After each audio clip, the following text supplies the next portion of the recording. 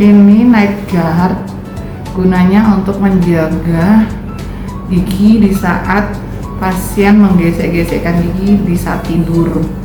Night guard ini untuk mencegah bruxism. Pemasangannya seperti ini.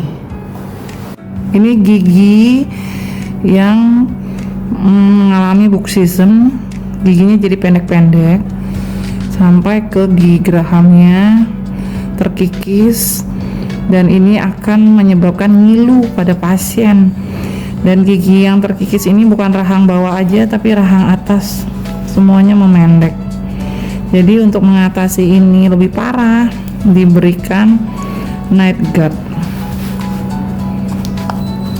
Ini gigi Pak, jadi di saat tidur menggesek-gesekkan gigi, night guard ini akan melindungi kedua gigi rahang atas dan rahang bawah, sehingga gigi tidak makin memendek dan mencegah terjadinya gigi ngilu.